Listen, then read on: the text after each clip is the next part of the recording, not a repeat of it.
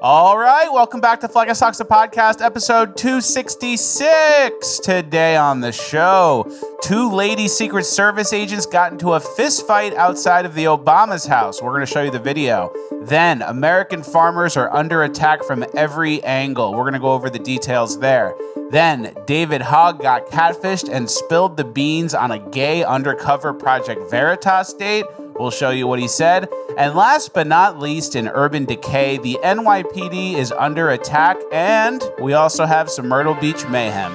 All this and more, it's Fleckis Talks, the podcast, episode 266, ranked the best news podcast of all time. Because words are just words until action actually starts. And actions speak louder than words, but at the same time, words speak louder than actions because sometimes it's the right thing to do. Very cool. Very cool. It's Fleckis Talks, the podcast, featuring Richard Grabboy.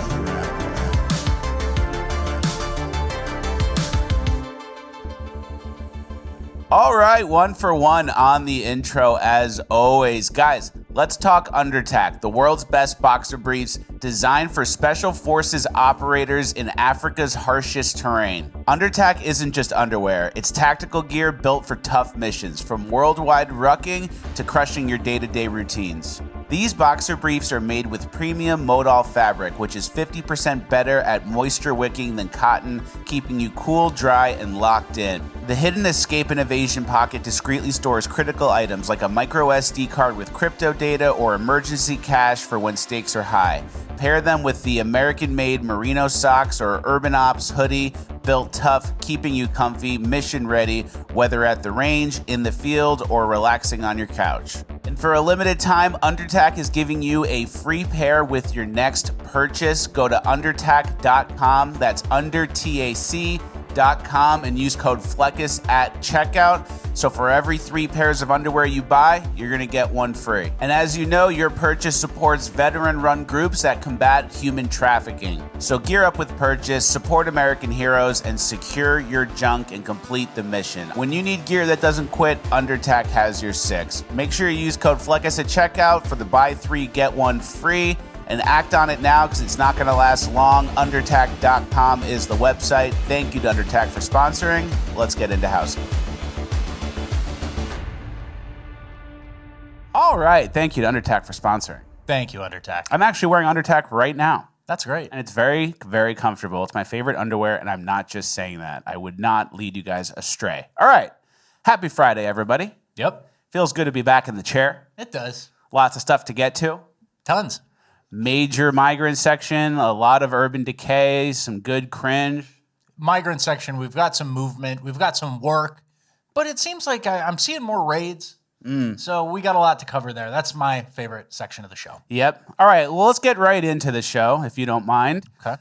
We have an update from the COVID shot schedule. Can you read that headline? Yeah, from Simone Gold, she said breaking the COVID shot has been officially removed from the CDC's recommended schedule for healthy children and pregnant women.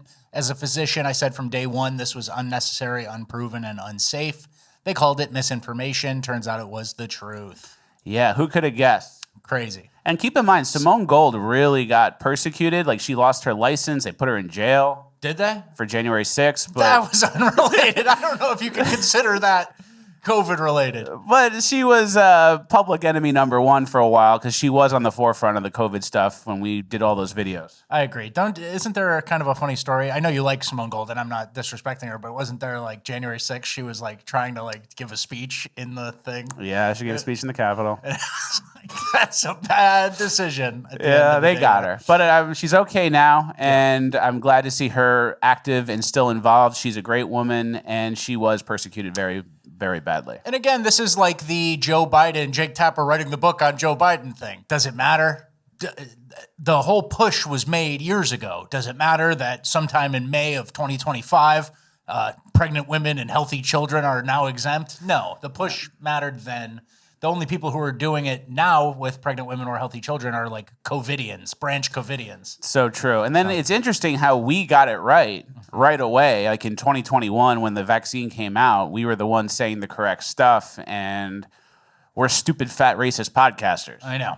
I know. And we still are. I'm smarter than the doctor. And we still are, but we have a track record that's pretty clean at this point. Yeah, and then don't forget what Tim Waltz did during the COVID mayhem. Can you read that tweet from 2022? Yeah, big news starting this month. Families who get their 5 to 11-year-olds vaccinated can get $200. That's cash in your pocket for starting the year off right by protecting your child from COVID. Yeah, so lots of blood on Tim Waltz's hands for multiple reasons, too, not even to mention the Somalis in Minnesota. Bribing, probably broke families. That's who would go for that. That's who would get the hook set in their lip.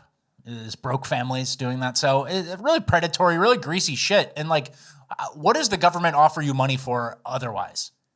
How often do they whir up the money machine? They give you cash, or they give you French fries, like in New York City. It's like, here, take these French fries. Here, take $200 and just kill yourself and end your bloodline. Yeah, hopefully nothing bad happens. And we assume no liability for these products. Yeah, exactly. All right, well, we also have some more news. Speaking of COVID, Dr. Fauci is being investigated for perjury by the FBI. Yeah, Dan Bongino announces the Trump FBI is doing a full-scale investigation into the origins of COVID involving multiple field offices. Fauci's cover-up is about to be exposed, and when he lies in front of Congress about it, he should be charged with perjury. That's more editorial from Nick Sortor there, right? And we're hoping for that, but I'm not hoping too hard. At the end, they could say, oh, yeah, we looked at the file. Fauci wasn't lying. Yeah, Fauci was telling the truth. I saw the tapes. Especially if they figure out it was Israel again. Yeah. Like, I saw the file. Nothing to see there. Honestly, and the FBI is becoming this meme, like Epstein did kill himself and haven't released much, but they do need a win somewhere to get some momentum. And so this could be it. Hopefully somewhere a domino falls, right? Yeah, exactly. And we all know what happened with COVID and where that came from. We know that Mossad infiltrated the Ukrainian biolabs. Hunter Biden may be involved. They probably cooked it up at Fort Detrick like they cook up all the other things. Yeah. I thought you were going to still go. I thought you had more. I thought there were more actors involved. We know what's going on there. Mm-hmm. So hopefully the FBI produces something. Yeah. Not getting my hopes up. But we do have more good news on the health front. Skittles are taking the titanium out of the candy. Yeah, Skittles will be removing titanium dioxide from their products in the U.S. This comes just days after RFK Jr. released the MAGA report calling this exact ingredient out. And RFK Jr.'s report said titanium oxide may cause cellular and DNA damage. Yeah, so thank you, Skittles, for taking the titanium out of the candy you've been feeding the kids for the last 30 years. We'll just take it out. Yeah, and this tweet, he said titanium dioxide, and then he said titanium oxide, so I'm not even sure what it is. The point is, any layman doesn't know. They're just kind of getting poisoned if a big, giant megacorp can get away with it, right? And so should there have ever been anything like that in there? No. Yeah, exactly. Thanks for taking it out, though. Really, real kind of you. Yeah, exactly. All right, let's get to... You eat Skittles. Not lately. Not lately, but, we've all eaten Skittles, right? It's a top 5 candy. Yeah, it's up there. So, what else is poisoned? Next, I'm going to find out there's unnatural stuff in Nerd gummy clusters. Are those Sour Patch Kids not really children? Not small gummy children? Yeah, but I don't know. It's nice steps. It's slow-moving steps, right? Someone tries to say that the Skittles are all the same flavor and the color doesn't matter. I don't know about That's that. not true. I don't have the patience to individually eat them anyway, so I chew them all up in a big ball and it becomes that purple color together. So no discipline for me. I'll have to look into that, but I can't do it anytime soon. Okay. All right, let's get to our next story. A Chinese judge stopped the dismantling of the Department of Education after Trump tried to get rid of it. Yeah, Biden-appointed Judge Mayong Jun has blocked Trump's executive order to dismantle the Department of Education. And I'm going to interrupt you. You said Chinese. I told you before the show. He's South Korean. He was born in South Korea. He just looks cartoonishly evil Asian. But it's the continent of China. No. Once again, no. Distinct regions. He is South Korean. And then again, foreign-born judge. Donald Trump, duly elected, every swing state. Chinese guy. Chinese guy goes, no. And then I was thinking, this is how it works for them. Like, you see the operation, you put your judges in control and in power while you're in power. And then in case the other guys get power, the good guys, you have a way to hedge them from stopping the plan. Yeah, it's an insurance policy. You put in some crazies And the judicial branch obviously is interjecting against the Trump administration at a much higher rate than any of the past 10 administrations. Yeah. So this is really like a long game play by them, and these guys are good. Mm-hmm. And I was thinking the court sketch artist probably had a tough day that day because you don't want to draw this guy and accidentally draw a World War II propaganda poster and get fired. Yeah. You do not want to draw the Japs like we used to in World War II. Yeah, okay. Well, that's not good. He's not letting us dismantle the Department of Education. Let's see if that changes. Hopefully we can figure something out. Yeah, and Trump is fighting judicial injunctions or, blocking cases. He just went back and forth on whether or not he could even implement tariffs. So they're doing everything they can on every single issue. And it's just a bandwidth. It's an exercise in bandwidth, right? Trump has to fight court cases, constantly do media appearances on these things, argue about them, and any sort of detraction from your goal, it ends up costing you. Costing you time and energy and focus, and then you can't do other things. Exactly. It's very smart by them. All right, let's get to our next story. It's one of the bigger stories of the day. There were 2 women Secret Service agents that got into a fight outside the Obama house at 2:30 in the morning earlier in the week. Here's the video. Scuffle right outside of the car. It's a real fight. That's a real fight. Nobody does much damage, but that's again co-workers. That's a workplace fight. Yeah, a workplace fight, and your job is Secret Service agent. Your job is safety, and you're fighting on the job. That's pretty insane. And then it's obviously the main point, it's there's not a more qualified person for this. That's a man. Yeah. This is the most qualified? No. So then what does the Secret Service do? You'd think they would say, we hire the most qualified possible people, fully vetted. And now they have to say, we hire people who are qualified and we also focus on diversity to get some ladies in there. Yeah.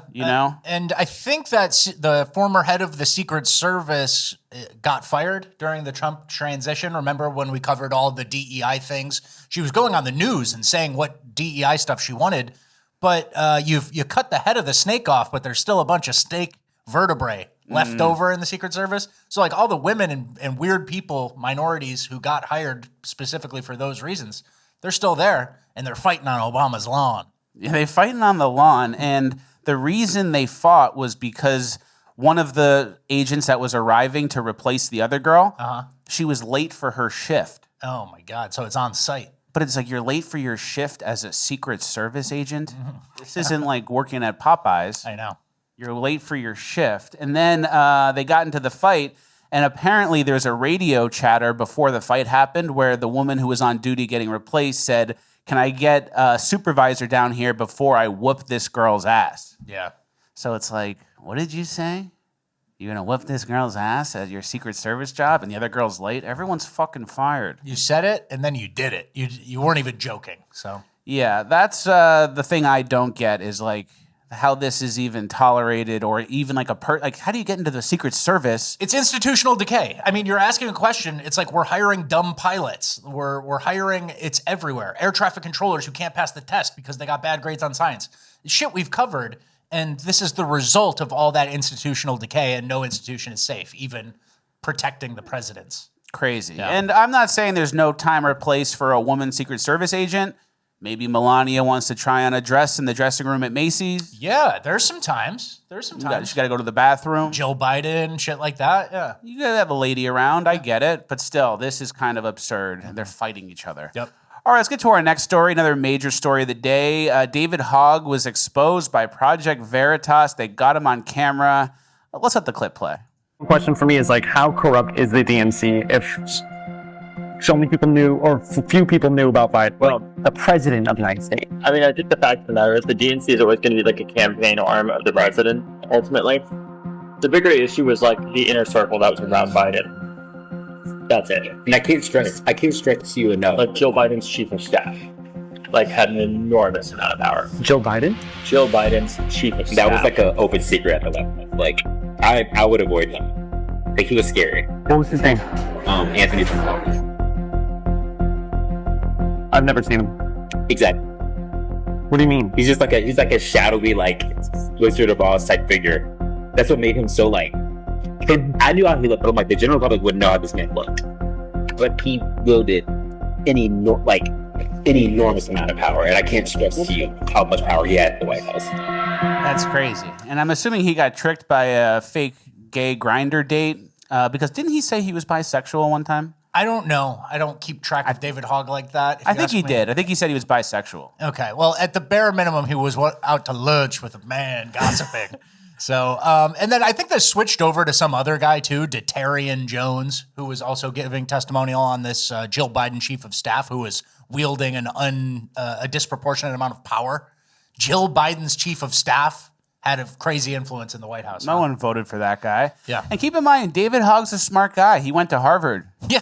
He knows Project Veritas exists, and then he goes on a date with a strange man and then just completely spills the beans of the inner workings of the Biden administration. I think part of it is that, yeah, obviously a Harvard man of his caliber should not be spilling those beans on the first date while eating garlic Parmesan fries. But he couldn't help himself. And I think part of it is there is an angst amongst the DNC in general where they're kind of really trying to figure out what happened. Like, they do need to talk about it to an extent. In terms of fallout and turmoil and like, yeah, Jill Biden's chief of staff was running it. They do need to talk about it, but just not to the Project Veritas first state grindr swipe that they absolutely set you up with. I think they kissed goodbye at the end. Yeah. Should we play that again? No, let's not, we don't have to play the video. Just assume. We just assume he did. Yeah. All right, let's move on. Speaking of the inner workings of the Biden administration, it sounds like Hunter Biden pardoned himself. Can you read the Jack Posobiec tweet? People are finally catching on that Hunter Biden pardoned himself. This makes his pardon null and void. Same with the rest, including Fauci. I don't know what. It doesn't sound like he pardoned himself. That's pure speculation and kind of a meme from Poso. I don't think he just says it. Yeah. I think Hunter Biden pardoned himself. I don't think Joe Biden pardoned Hunter, or maybe he knew a little bit. But I think Hunter Biden went to the thing, put the auto pen on, got the paper, hit the button, signed it, and he's like, Dad, this is fine, right? Yeah. I mean, it was definitely a decision, but was Joe Biden really cognitively there and deciding? Was it signed by auto pen? Yeah. We'll have to see. But keep an eye out for that. I really want it to happen where all of the pardons are null and void because of the auto pen or because Joe Biden wasn't even in the state or something. Brother, we can't even dismantle the Department of Education. I think you got to put the pipe dreams away. Every judge in America would come out behind every blade of grass. There's a judge waiting to strike down that decision. So yeah, it's a real Chinese, Japanese World War II poster. No, it's Donald Trump. I don't know. It's honestly, it's reality time. We're in power. We're governing, and it's time to face our limitations and how much people can drag us. And those pipe dreams were fun when we were talking about getting Trump elected. But come on, we're not getting Ketanji Brown Jackson off the Supreme Court because Joe Biden was retarded at the time. Although it's true, guys. And there is like a 5% chance. Yeah. All right. 1%. That's, all 0.1%. I want is a little chance. Okay. All right, let's move on. Our next story, Dan Bilzerian says he lost an $800 million deal because he was outspoken against Israel. And look what Rabbi Shmuley said in response. He said, just $800 million? You mean we haven't bankrupted him completely yet?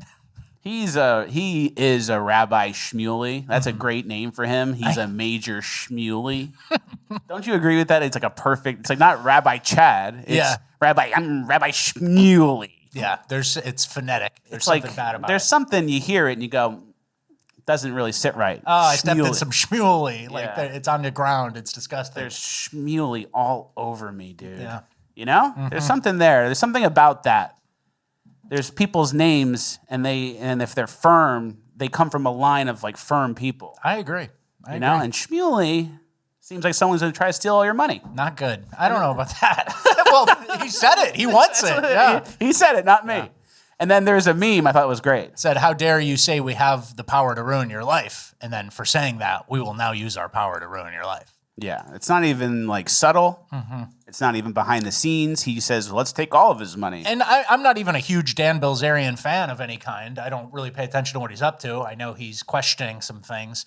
But that reaction, and sometimes to not take a step back and then take stock of, is this reaction going to make me look bad? And then the group I'm representing as a rabbi who peddles sex products with his daughter, he doesn't really take that time to step back and look. Doesn't take He clearly hasn't stepped back in a while. He doesn't do reflecting. All right, let's get to our next section. We mentioned this in the intro. The farmers are under attack. We're going to show like 4 clips here. I'm going to kind of tell you what they are before we show them so we can kind of speed round through them. Okay. First is farmers dealing with the forever chemicals. Then we got farmers dealing with RFID chips in their cattle. And it's an excuse to exterminate them. And then we show a clip about ostriches that it happened in Canada, but it's the same problem.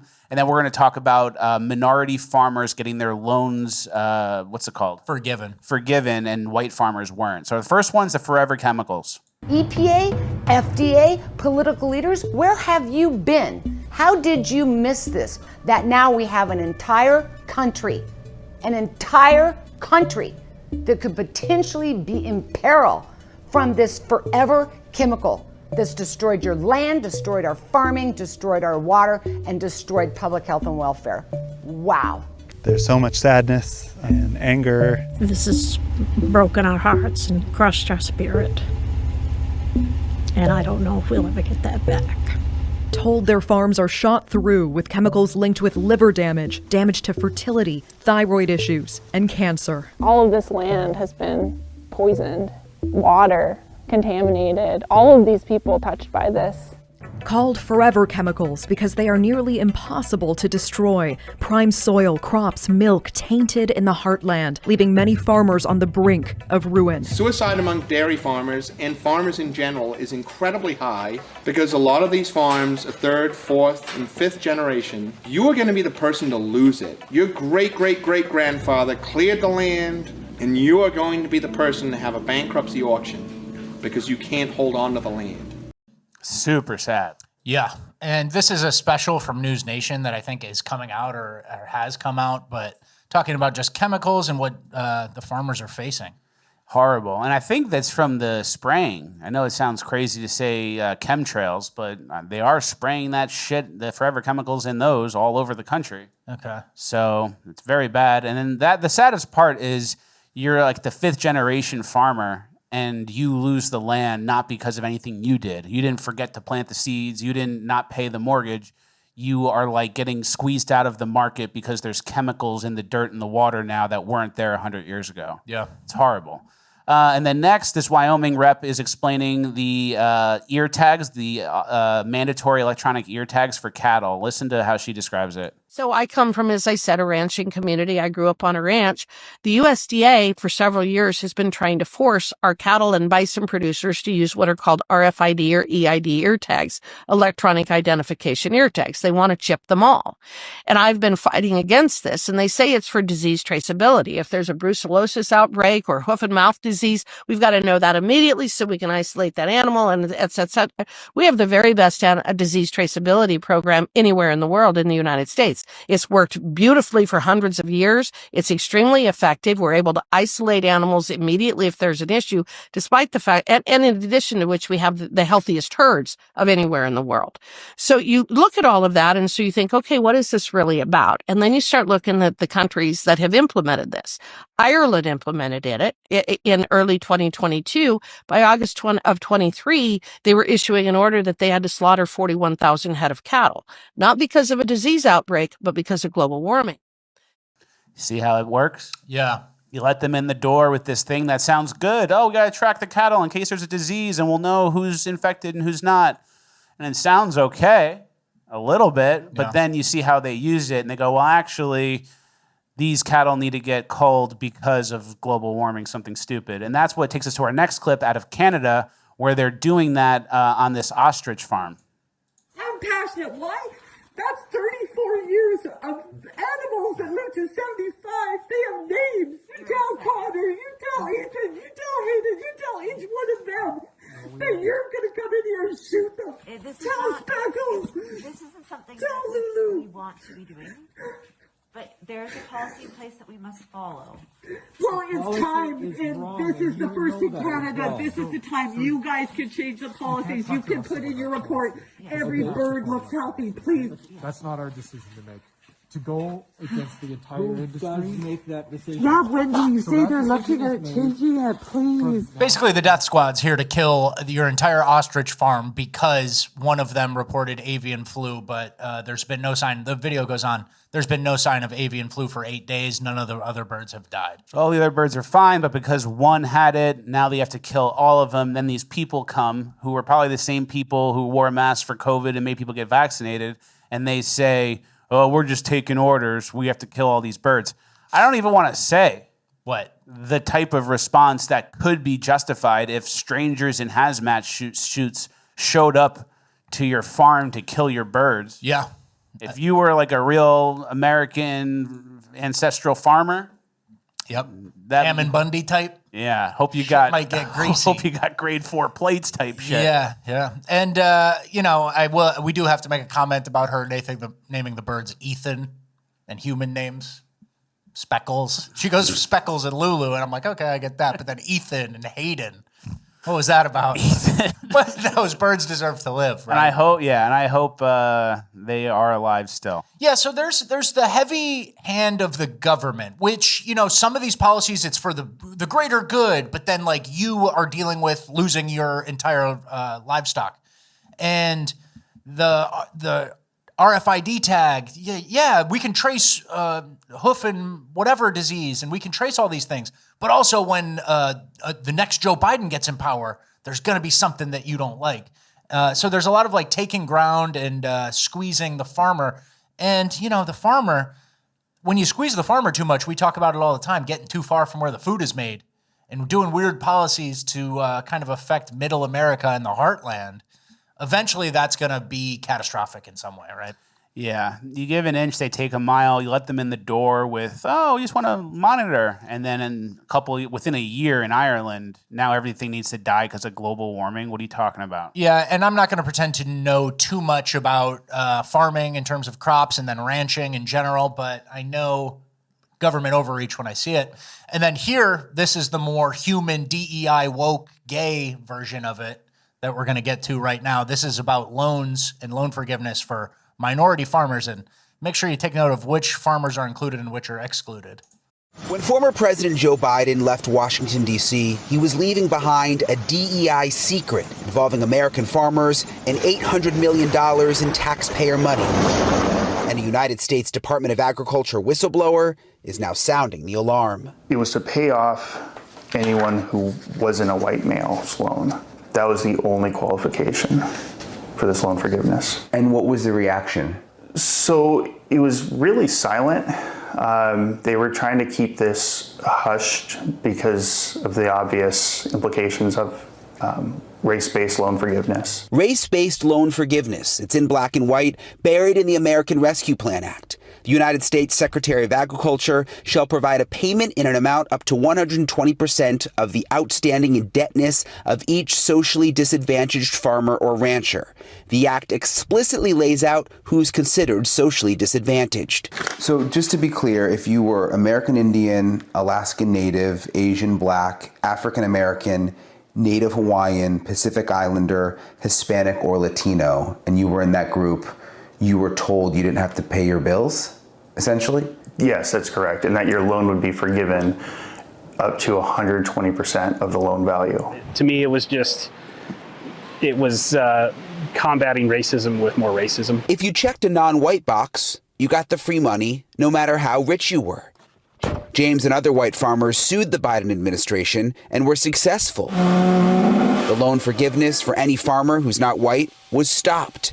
The judge writing in his decision, it was an actual constitutional harm that cannot be undone. But this is where things get interesting. The Biden administration was not ready to give up. They passed the Inflation Reduction Act to help farmers who couldn't pay their loans. It was supposed to help all farmers, but News Nation has learned all farmers were not told about it. News Nation obtaining a copy of this email that was sent out to share information about new payments and or loan modifications that may assist you. But here's the catch. Our whistleblower says it was only sent to the minority farmers, aka the socially disadvantaged group. And he says USDA... So there it is. They tried to forgive the loans of everyone who wasn't white. It went through, then a judge stopped it, And then instead of stopping it and forgiving everyone's loans, they only sent the notification out to the minority farmers to get their loans forgiven, and then white farmers still got fucked. Makes you want to do some of the stuff we mentioned earlier. Yeah. And so it's so crazy because like you look at that, and then it was the American Rescue Plan, which was like the first piece of legislation post-COVID that Biden did. And then that gets blocked and eventually sued after some people got forgiven or paused payments. And then ultimately they just do it again in the Inflation Reduction Act. Once the inflation from that previous bill was too high, we do another spending bill called the Inflation Reduction Act, where we double down on loan forgiveness for minorities. And then it's not like Asian American farmers have it really hard. It's not like picking out one group. It's just everybody who's not fucking white. And we cut the video short. It was a long video, but it goes on to say it didn't have any income or like net worth caveats. It was literally just skin color. So you could have been a black farmer in Nebraska who, just keeps buying out smaller farms and snowballing it, and you can get your loan forgiven just because you're black.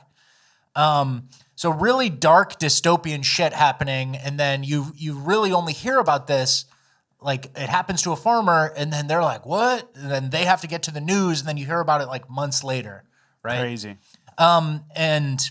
Again, this type of shit is happening in everywhere. This is the Department of Agriculture. They actually said that some of these people at the Department of Agriculture are still there. Trump hasn't fired them yet. So whoever watches the show, Barron, we know you're probably watching right now. Please, Department of Agriculture, get that cleaned up for us, please. Please tell Dad. Yep. All right. Well, that's the end of our farmer section. And then speaking of the farmer section, that's not quite the end of the farmer section, but you get your loan forgiven, right? Just because you're black, and you don't because you're white. And the white guy's still paying back his loan. And then this farmer next door now has a competitive advantage against you where he's freed up all this capital and he can buy a tractor. And now he's directly competing with you. And you have more overhead. And the federal government's thumb is on the scale against white people. So, I mean, we're not disgusted enough at what has been done to us. That is a good point. And I'm not a farmer, but if I was, I don't know. I don't even know what I do. I might get crazy, Mr. Nadler. It's an excuse. It's not an excuse, but it's like a justified reason for people to get crazy. Yeah. I wouldn't be surprised if there was some sort of killdozer scenario. Which we don't advocate for, Of course but not. that could happen when you do stuff like this. All right, let's get to our migrant section. Speaking of white people getting replaced by minorities, we have a heavy migrant section today, and the stories, they're not good because a lot of them are sad, but they're like very insightful. Yeah. First, we have a Venezuelan who killed a member of the Air Force and then tries to flee on the jet ski. Yeah, let me read the context first, and then we'll play the video in the background because the video is not that important. It's a bunch of people yelling, speaking Spanish, trying to keep a girl in place. But it said, mugshot released for the Venezuelan illegal alien charged in the fatal jet ski hit and run of 18-year-old U.S. Air Force cadet candidate Ava Moore in Texas on Sunday. Police say 21-year-old Dakerlin Alejandra Gonzalez. You just fucking repeat it? Do it again. You can get out. Again, yeah. Struck Moore with her jet ski, then fled the scene in a vehicle with another Venezuelan illegal alien, 21-year-old Michael Coelho Perozo. And they hit another car while fleeing. Both have now been arrested by Texas authorities. So they caught him. Horrible. And so here's the video. We'll just kind of play it in the background. It's kind of chaotic. We're just going to play it in the background. Yeah. But so with the recent deportations and not hitting our numbers and stuff like that, I don't feel as if we're creating an environment where people are experiencing the necessary fear, like let alone killing a U.S. Air Force cadet or attempted cadet, right? You're on jet skis. You're fucking doing vacation shit in America. You're not like hiding in a basement or like stocking the shelves in a factory. Trying to avoid deportation anyway. You're doing vacation shit. You, viewer, when's the last time you were on a jet ski? 19 in Cancun. I haven't been on a jet ski in years. And illegal immigrants, while Trump is president, are on jet skis. And they're killing people in our military. And so I don't know what sort of alarm bells we need to do, but I don't feel people are living with the correct amount of fear of deportation, and that fear is only gotten through mass deportations and arrests. And so if you're comfortable enough to be riding a jet ski inland in America, we're not where we need to be with mass deportations, right? Exactly. They're murderers, they're rapists, they're crashing our jet skis, and they're also wearing nightclub outfits to the beach in the ocean. Yeah. See the guy in the white pants? I know. That's illegal. Well, I could have shown you that. He's illegal. You're wearing white pants and like a affliction shirt in the water? Mm-hmm. Not good. Not good. Get him out. All right, our next story, a Somali shoots a cop, and we're going to jump around in the video towards the end. There's a very key point at the end. Good afternoon. Police are looking to learn more after a Douglas County deputy shot and killed the subject of an ongoing investigation early this morning. This was near 48th and Pratt, where deputies were following up on a firearms case. Investigators say they spoke to the group inside an SUV and people started running away. Some of the people in the car ran from the scene. One person stayed in the driver's seat. At some point, shots were fired, and the individual identified as Janidi Ibrahim was struck by that gunfire. The shots were fired by the deputy for the Douglas County Sheriff's Office. Janidi Ibrahim is 19. He died at the hospital. First Alert 6 reporter John Chapman tells us right now law enforcement officials are in the fact-gathering stage. And we're going to jump to the very end of the video here, the last 20 seconds or so, and listen to where they when they say where the guy's father is. Ibrahim's uncle tells us Janidi and his family are refugees from Somalia and have been in the United States for about 5 years. They're confused. They don't know if the police could have handled the situation in a different way, but they're just upset right now. I mean, the sad thing is the father's not even in town. He traveled to Africa, but we don't know when he's going to get back right now. So the shooter's father couldn't comment because he was on vacation in Somalia, where he sought refugee status from. These guys are refugees, guests in our country, and he's vacationing back to the place he fled from. And I think these guys are maybe assimilating a little better than an average Somali because they're blaming the police after someone pulled a gun and got the shooting done. Yeah. So they're actually pretty on par with Black Americans. They're learning quick. Yeah. And then someone else, speaking of Somalis, which are obviously all over Minnesota, listen to what they said about the Somalis in Minnesota from this tweet. A lot of Somalis in Minneapolis spend half the year in Somalia. The city council agreed to keep paying their Section 8 rent and food benefits while they are gone. I don't know if that's true, how true that is, but anecdotal. It rings true to me. No. So the Somalis go back to Africa for large chunks of the year, and then while they're in Africa, they still receive food stamps and benefits and Section 8 housing. Something really, really needs to change, guys. We're not taking the ground we need to. They do this shit in our face, right? And we've made fun of that before. People, we've brought up stats on the show, and I think it was in a different country, though. A certain percentage of the people who are refugees sought asylum, vacation in the place they fled from. And it's very common, and it should be disqualifying. So it actually makes me mad. I know. Like, I'm a calm guy. I'm a cool, calm, collected person. But they do what they do to our white farmers. And then on the other end, they bring in these Somalis who have nothing to do with America. They're not smart people. They don't assimilate. We don't need people. They don't have any skills. And then we give them all the money and benefits. Like, there really needs some people. There needs to be people that go to jail for this. Yeah, and what was the phrase they used in that farmer thing? Special groups or whatever. Yeah. Which sounds more like a special group? The one single race of people who can't get a loan forgiven, or the people who get free shit and get to go back to where they fled from? Yeah. It just doesn't. It really is aggravating, and we need some federal level injunction stuff on this. Yeah. We need to be really. Somalis in particular, we need to be booting them back. All of them out. And then this is just a snapshot here at Niagara Falls. This is what Niagara Falls looks like these days. It's all Indian people. Crazy amount. It's all Crazy amount Indian of brown people. and foreign. You don't even see white people. You see turbans and brown. And people kind of got, this was a subject of discussion on Twitter, basically, about people being upset to see this happening in Niagara Falls. And then some other people are like, actually, I want tourists to come do tourism things here. And these guys are just tourists. Like, it's no big deal. They fly in. And Niagara Falls is on the border of Canada and the U.S. And you know who imported all the Indians, right? Canada. And U.S. has our own H-1B problem.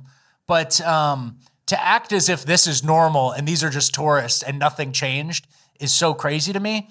And these people, like, they're loitering, they're just, it's part of the thing where, forgive me if I'm a little sensitive to the mass importation of people right now. Yeah, it's a tourist location, but we also imported 20 million people under Joe Biden, and the Indians are taking over and, doing everything in Canada. So if there's ever a time where someone is like, don't be racist, bro, it's Niagara Falls, it's a tourist destination. It's like, it's a tourist destination when both countries just got flooded. Yeah. So it's not exactly the time to be arguing for, no big deal. They're flooding me. They're replacing me. Right? Yeah. And then Bum to Bum on Twitter said, you will never understand exactly how many of them there are until you go to a national park. The Grand Canyon, Zion, Yosemite, they're all like this now. Yep. And then there was a meme that went with it. Can you read that? This guy said, at a national park, 2-hour car line to get in.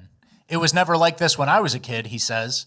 Wife says this is because of Trump's budget cuts. They're understaffed. Finally get inside. It's 95% Indians. There you go. Yeah. And then here's where it gets even worse. This next picture are Indians using EBT cards to buy milk that they're going to sell in their store. Yeah, it says this picture was taken about an hour ago by a friend of mine's family member. They paid with WIC 3 carts full of milk. These people are Indian and run the 7-Elevens. Last name is Patel. They buy up milk that is on sale or with EBT and jack up the price to $8 and sell it at their store. Why are they getting EBT and why don't they have a limit on their milk? Isn't that horrible? Yeah. And if it's true, people need to go to jail, dude. There's so much, America has so much free stuff that the scam levels have gotten so out of control. And we have an EBT section later in Urban Decay, and everybody knows how to get in on the scam, and nobody has any shame anymore. Mm-hmm. And I don't blame them. If I was a foreigner and I snuck in and I kind of got in the country in a weird backdoor way, like, oh my God, I just had a meeting. They believed me. I'm a refugee And then now. the next trick, you take your food stamps and you buy the food and then you sell it in your store. Why wouldn't you keep pulling that ladder? You're ripping off a rich country, and it's up to the rich country, the people who know what they're doing, to put a stop to it. And obviously we don't have the political will to do that yet. Yeah. And then, like we've been saying, obviously these people who come illegally and even legally too, they're low skill, they're not smart, we don't need them, they don't bring anything to the table. Here is what it looks like when they cut grass. I don't know if this mower can be fixed. At this process, this thing mowing the lawn. Cut. The wire was just got cut off by mistake. So I don't know if it can be repaired, guys. It's really annoying. We just used this thing twice. Running over the electric wire with the propeller grass cutter. And with the lawnmower, the blade. You ran it over with the blade. And then you look at this, and it's this is in the UK. It's a big family. They're speaking in a foreign accent, and they're running over the shit that's probably given to them. And they're probably in a council house. They're probably in a house that is subsidized for them. What are we doing, guys? The whole West.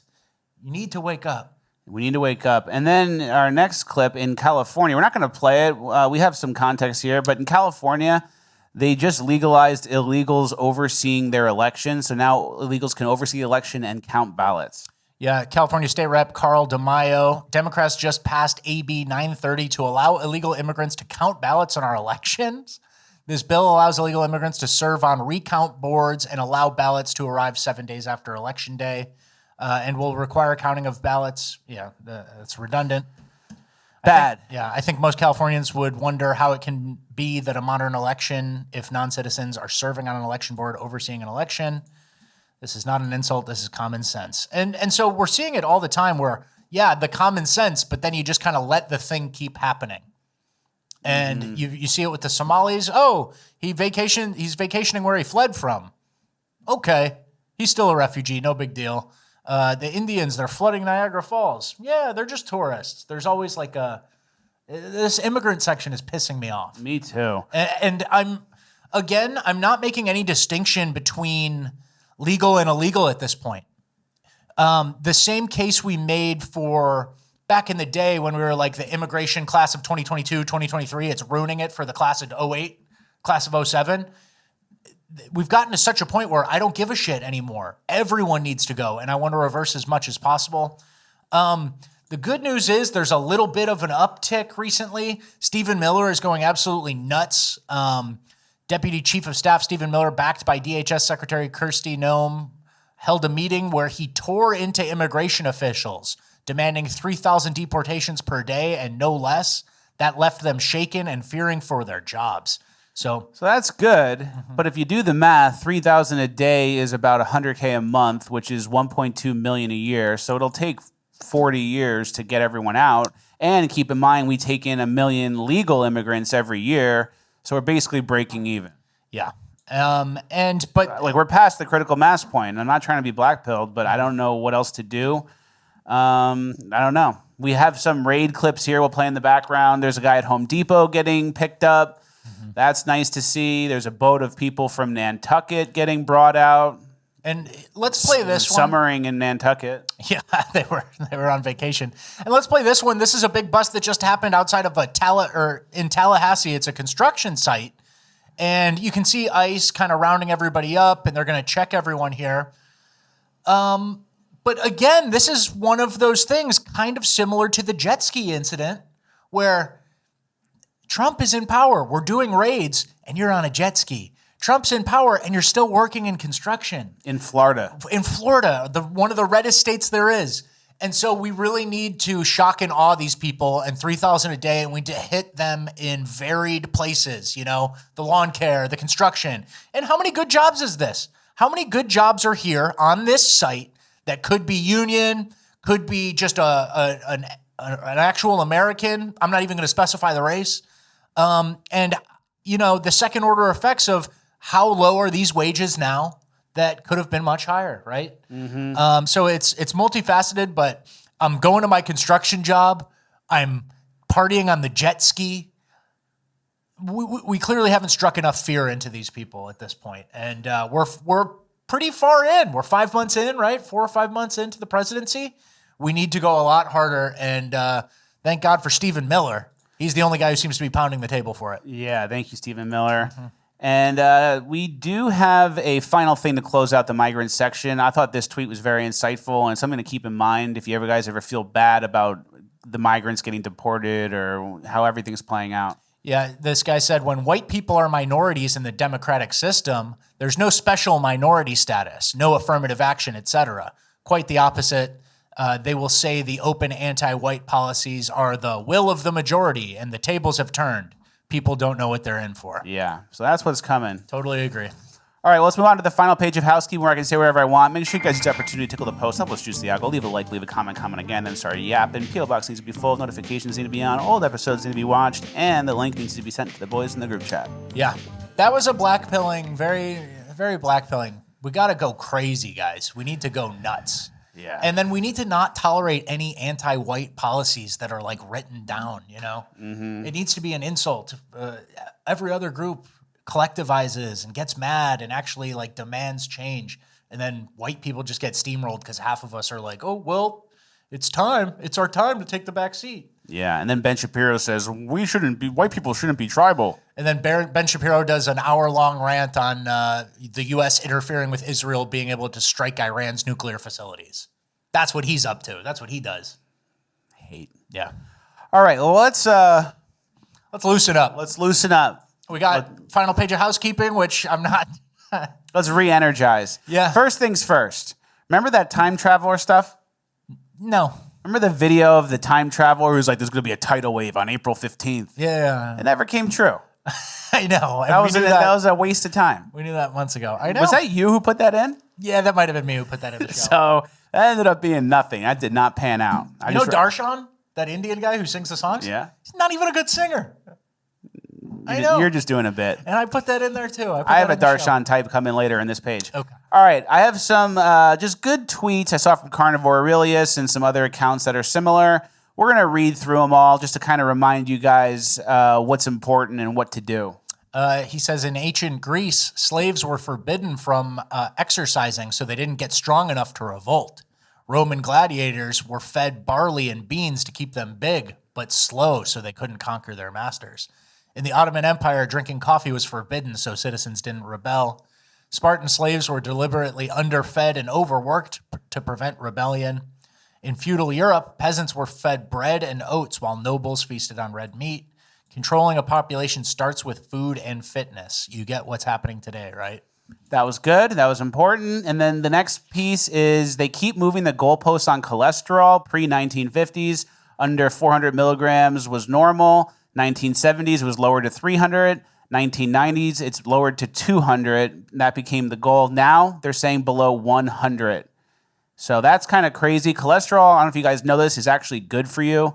It's what your brain is made out of. So what everyone with low cholesterol or people are on statins, they end up getting Alzheimer's. They're bug people and they get Alzheimer's. Don't fall for that. If your cholesterol is high, it doesn't mean bad thing. It means good thing. It means you have strong brain. It's important. Okay. We have some coffee stats too. The Ottomans banned coffee because it made people too hard to control. Ben Franklin drank 30 cups a day and helped ignite a revolution. Before the 1600s, Europeans had beer for breakfast, then coffee arrived and sparked the Enlightenment and greatest rise in wealth the world has ever seen. Voltaire drank 50 cups daily and called it the elixir of mental agility. We owe everything to coffee. That's important. You got to be drinking coffee. You got to be getting those natural uppies where you can. Should I be drinking more coffee? I heavily rely on coffee for the podcast. It's like it's yap juice, but I kind of only do it those numbers. Ben Franklin, 30 a day, but we probably get like high caffeine in a lab, made in a lab type shit. Ben Franklin might get one-shotted by a Starbucks drink made today. Yeah, he would go, whoa. But I don't know. How many milligrams of caffeine can you drink in a day? On some shoot days, I'm in the 400 to 500 range, and that's a lot. That's a ton. Should I do more? If I drink coffee after 2 o'clock, 3 o'clock, I'll be up late at night. Me too. That's my issue. So that's the I main don't know. thing stopping me. All right, next, almond milk production killed 4 billion bees last year. Meanwhile, cows enjoy being milked. Veganism is a con. Guys, almond milk, oat milk, all that fake gay milk is all horrible for you. It's horrible for your stomach. It's full of seed oils. Pete Buttigieg drinks that shit. You need to be getting as close to raw milk as you can get. Okay. Okay, before we go on to this next clip, speaking of like past versus now and how things are changing to make everyone gay. Yeah. It's undeniable at this point. You know the phrase, sticks and stones might break my bones, but words will never hurt me? Yeah, of course. That is a strong American phrase. Yeah, definitely. And that makes you tough. But communists needed that to go away so they can push the oppressed versus oppressor victim class thing. Okay. And they really fought back on that, like in our generation. Like as a kid, we would hear that, and now the kids don't hear that. Because like, oh, words can cause trauma, or he's being abusive, or whatever. Yeah. Because words, but that was just a way to get rid of one of the foundations of like raising kids. Like, oh, don't worry about when anyone says sticks and stones can break your bones, words will never hurt you. That is not told anymore. And it's like, well, he said this, he did a microaggression, you know? Yeah. So the communists. Uh-oh. What? The social Marxists. What? What are they doing? They got rid of that phrase to make everyone a pussy to look at the world through the victimhood lenses. Yeah. Okay, I get that. Yeah, make sure you're saying that phrase to your kids. Yeah. It's a good foundation. You'll teach them not to be a communist pretty early by incidentally doing that. All right, I know we're against adult injuries, but when it comes to traditions... We're not. We're against adult injuries. Putting yourself in a position to get injured as an adult. Yeah. But there are traditions where it might be worth it, like chasing the cheese ball down the hill. Oh my God. That head whipped back. You're dead. You're asleep now, brother. You're asleep. And you're asleep and you're snoring. But it's not a snore. It's like something you've never heard You're of. choking in the back of your throat. Okay, next we have some advice. I don't know if you guys are single or you need help talking to girls. We're going to outsource it to this man. If any girl says to you, I'm not wearing any underpants, all you have to say is, well, I'm going to need to see it for myself to see if you're not lying. And you're in there. So guys, the line is, well, I'm going to need to see it for myself to see if you're not lying. Yeah, you got to repeat to see. and you got to be a smarmy Mediterranean Indian type. And then you asked to see her bobs. Yeah, you asked to see her vagine. And also, he says, if any girl says to you, I'm not wearing any underpants, and then he gives you a line and says, you're in there. You're already in there if she's saying some shit like that to you. What are you talking about? We don't need Indian middleman advice after that, right? Yeah. She's already made it very clear that you're in there. Yeah. You probably just like say anything and don't fuck it up. There's really content for everything. Yeah. Even the worst. This is a horrible pickup artist or something, whatever he's calling himself. And he's just putting himself out there day after day. After day after day. That one I had 6 likes, I think, that one had. Okay, next, the centrist gremlin made an AI thumbnail of me. It's not funny. And can you please confirm that that's not what I look like and this is just AI disfiguring my body? Yeah, let's just move on. Let's move on. Yeah, you confirm that that's... It's, you know how AI messes people up when you try to get them to redo a picture? Yeah, that's not what you would look like at all. That's not what I look like at all. No, for sure not. It's an AI problem. Yep. And you've dealt with AI problems. We do the thumbnails sometimes. Yeah. So AI does tend to do this. Okay. All right. Okay. Hey, Richard Raffboy, I heard you got gout from eating too much Spam. That happened to you. Oh, real original comeback. That happened to you. Just reversing it. Very creative. All right. Anything you want to say about your gout? I don't know. So you are the one. I just said about how you have heel pain, and I just said how you're trying to figure out what it was, and I just said it to you, and then he goes, "No, you did it." Fleckus has been eating the diet of a medieval king, and that comes with some complications, guys. And they were dealt with, and they're not even complications anymore. Okay. And it may have not even been gout, but there are no complications anymore. All right, last thing before we move on to cringe, okay? I was sitting by the water machine yesterday writing the script for the show, right? Okay. And then the water machine goes off, and I realized how loud it was buzzing. I know, it's a loud machine, yeah. But while it was buzzing, I was also buzzing and like locked in and in the zone and doing really good stuff. Ooh. So now I'm thinking, is this a frequency thing where like the buzzing water machine taps into me and now I'm vibrating at that level and I'm thinking my brain's going fast. I'm usually skeptical about getting buzzed by appliances and lights, but now I'm kind of liking it maybe. Okay. Something to think about. All right, that's the end of housekeeping. We're now moving on to cringe of the week. All right, we have a great cringe. Before we get to cringe, I do have a little bit of an announcement. We did a little bit of an affiliate program with Masa Chips, and they sent me a ton of Masa Chips before I did keto, and I was eating them, and they were great. So if you guys are looking for a seed oil-free, non-GMO, clean corn chip to replace all the seed oil crap you get at your grocery store, Masa Chips is the way. We have it linked in the description, and I'm an affiliate, so I'll probably get more chips. If you guys get chips, everyone's happy. We're all eating chips. Yeah, I had the churro ones, and it's all beef tallow. They're actually really good. They're cooked in tallow instead of the oils. It's fantastic. It's the future of eating corn chips. All right, let's get to our cringe. We have a lot of good cringe today. Nothing crazy, but some good stuff. Mr. Sir, Lilly Totino. Yeah. And is it Lilly Tino or Lilly Totino? I forget the name. I don't know. Totino. But here she is, walking around Disney World. Yeah. Waiting to get misgendered. Yeah, so look at that. They're calling it a linebacker walk online. It's just a total man, boxy frame. He had the facial feminization surgery recently, but he's still walking around Disney like an absolute brute.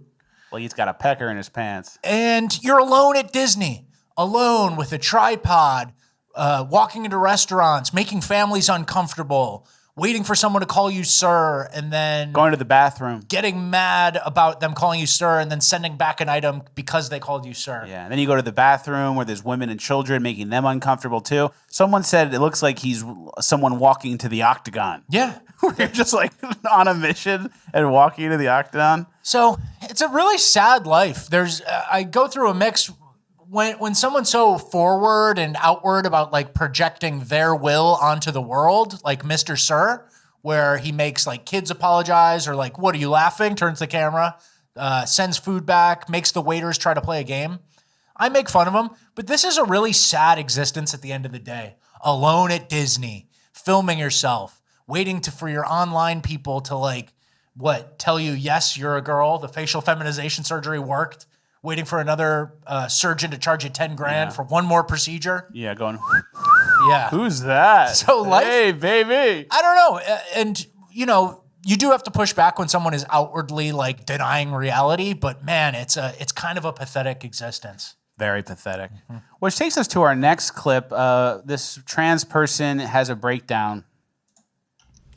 This is to all my trans women out there that you know that we deserve love, that we deserve such a pure love because we love so hard. And if you feel in your soul that man is not working, listen to it.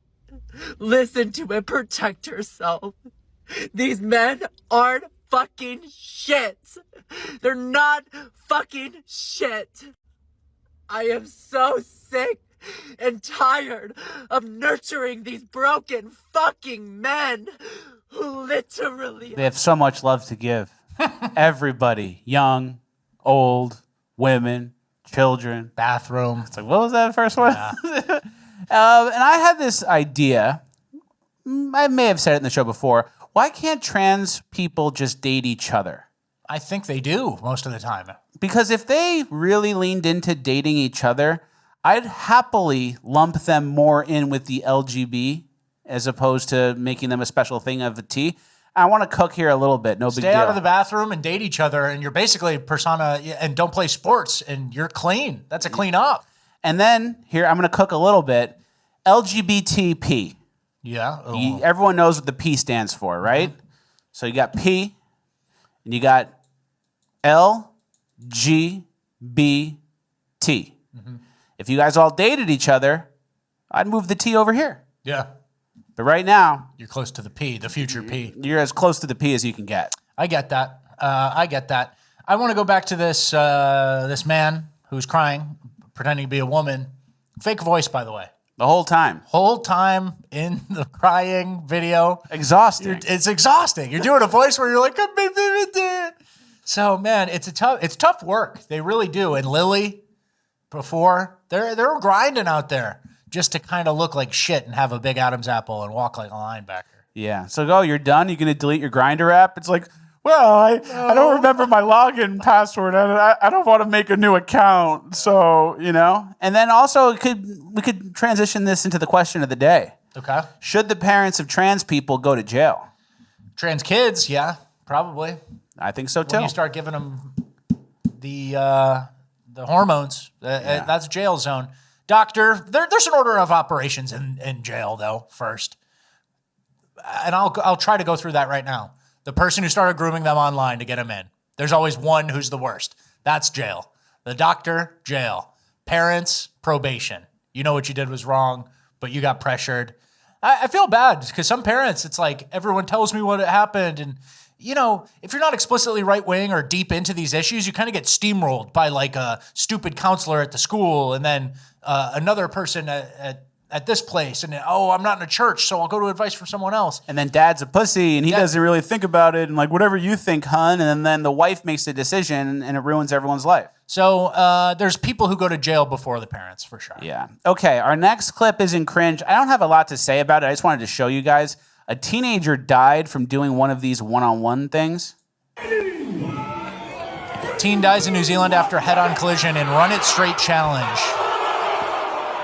And there he is, and he tenses up. Is that the death? Is that the one? I don't know if that's the death. But that's the challenge. Or if it's just the challenge. Yeah. And look at the crowd. It's all dudes. You're not even like, oh, hey, ladies, you see what I did out there? It's all like Maori dudes in New Zealand. Yeah, Samoan types. Yeah. Which are horrible to go against in football. I would not do a Run It Straight challenge against I would not. These guys look like they're just like big guys. Uh-huh. The Samoans are built a little different. Yeah. Same with the Tongans. Mm-hmm. All right, next, this woman got a 7-year E. coli sinus infection. Wait till you hear why. Today I realized that I think my ex-boyfriend got the best possible breakup revenge that anyone could ever get.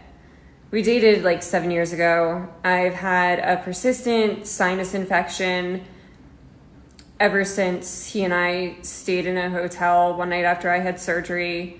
And he farted terribly. Like, I couldn't breathe. I've never, ever. It's not anything that even compares to that. And I got my sinus infection cultured today. I've gotten it like imaged. I've had all of these tests done. Doctors haven't been able to figure it out. And it is E. coli. And usually don't get E. coli in your sinuses because E. coli is from poop. So like, I don't know, how does that get in your sinuses unless you have a boyfriend who farts disgustingly and you are forced. Very disgusting. She remembers a fart 7 years later. So he must have really did a prank to her right in her face. And to be fair, I'm sure gay guys probably get E. coli in their sinuses too. I'm sure they find a way. Yeah, I'm sure. I'm hearing rumors they eat poop. They eat poop? Just incidentally. I heard that too. We just said that independently. Game of telephone, poop. Gay guys. It's a game of telephone, and eventually they eat poop. I don't know. It starts with like, oh, I got covered in poop. And then it's like, oh, yeah, Dave ate poop. Guys are eating poop. I don't know. I'm hearing it a lot. That's all they do. Any lessons? This is kind of a ragtag cringe. We make fun of a couple trans people, move on to the don't run full speed at each other, and then girl got farted in her face. And it ruined her life. And it ruined 7 years of her life. Any lessons? There's some lessons in all of these guys. You know what the lessons are. You guys need to figure them out this You're time. not children. You know what the lessons are. Okay. All right, next, this girl's getting interviewed. Her thesis is America sucks, and the guy tries to get an explanation, and look how she responds. The United States is kind of trash. Okay. Doesn't treat its people well. You know. How so? I don't really know why you're having this. Do you want to have a conversation? Well, that's why I'm asking you. How so? What do you mean? You said the United States treats its people like trash, so I was just asking how. I mean, right now, how many people are suffering because they can't afford health care? Let's start with there. How about? Got it. Well, Trump just slashed prescription drug prices by 50 to 80%. So that are you prescription unhappy with drug that? sellers can raise their prices. I mean, he's just working for fucking capitalism. Well, he actually isn't taking... And then it goes back and forth, but let's go to the end, the very end, the last 5 seconds. His what is it? Trump coin? Cryptocurrency? Dogecoin? I don't know. There's a lot of cryptocurrencies that people make money off of. Are you upset with him making money? You can't.